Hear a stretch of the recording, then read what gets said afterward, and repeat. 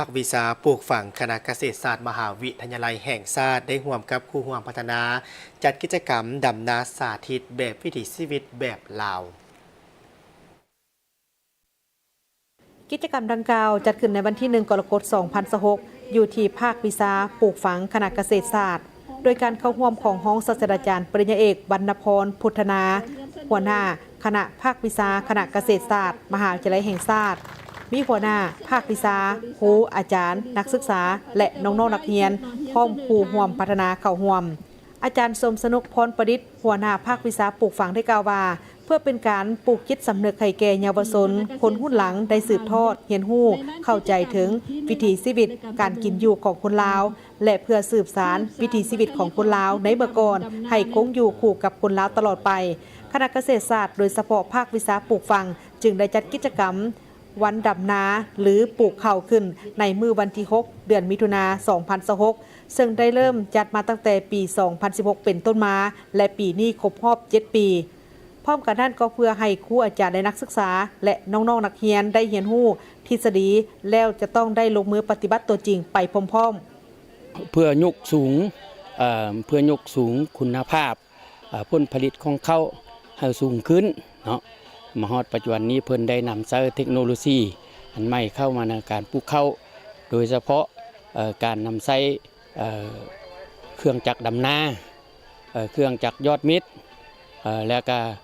ใช้โดรนเพื่อว่านเข้าเนาะว่านเข้าแบบหน้าว่านโดยการนำใช้โดรนฉะนั้นในปีนี้ภาควิชาปลูกฝังของพวกเรานี้ได้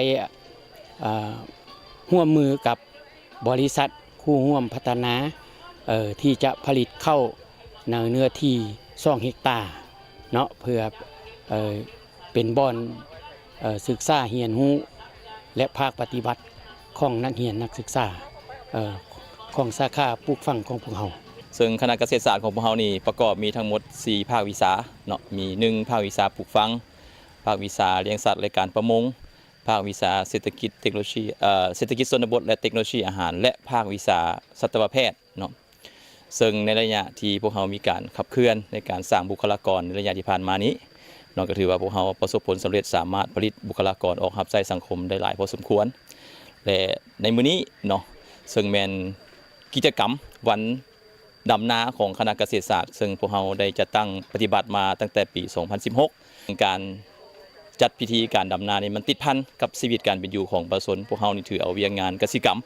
เป็นหลักในการสร้างเศรษฐกิจสังคมเนาะและปัจจุบันนี้พวกเราก็ถือว่าเฮ็ดการเกษตรกรรมเนาะโดยเฉพาะแม่นนำใช้เทคโนโลยีและนวัตกรรมต่างๆเข้าในการ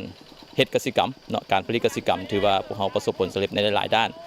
ปัจจุบันการดำนาแมนได้นำใช้เทคโนโลยีที่ทันสมัยเข้าในการปลูกข้าวโดยการนำใช้โดรนบินปลูกข้าวแบบน้าวาน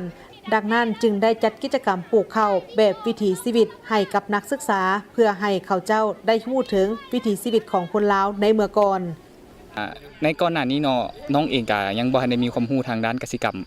พอปานใดเนาะแต่ภายหลังที่ได้มาเรียนแล้วก็ศึกษาทางด้านทฤษฎีแล้วก็ลงปฏิบัติตัวจริงแล้วก็เฮ็ดให้น้องเองก็มีความรู้ความเข้าใจในหลักการวิธีการปลูกพืชให้มันถึกหลักการถึกวิธีเพื่อให้พืชหันมีความแข็งแรงแล้วก็สามารถผลิตผลได้เต็มประสิทธิภาพมาเรียนอยู่นี่ได้เรียนรู้เทคนิคการปลูกการผลิตแล้วก็การปลูกฝังเทคนิคการผลิตการเลี้ยงเพื่อให้ผลผลิตมันดีขึ้นหลายขึ้นน้องก็อยากฝากถึงน้องๆที่จะมาเรียนสาขาวิชานี้เนาะให้มาเรียนกันหลายๆเด้อเพราะว่าวิชานี้มันเป็นวิชาที่สำคัญต่อการผลิตของชาติและก็ช่วยให้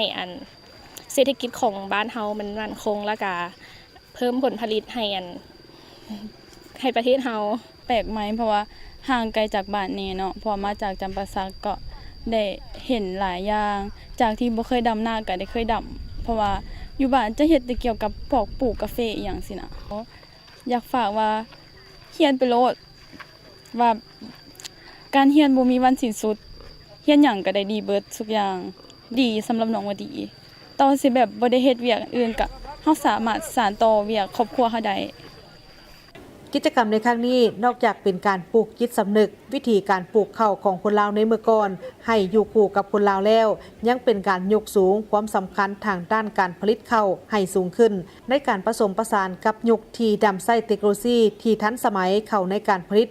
ในหลายวิธีเพื่อก้าวเข้าสู่การค้ำประกันทางด้านเสบียงอาหารของชาวเกษตรกรและสังคม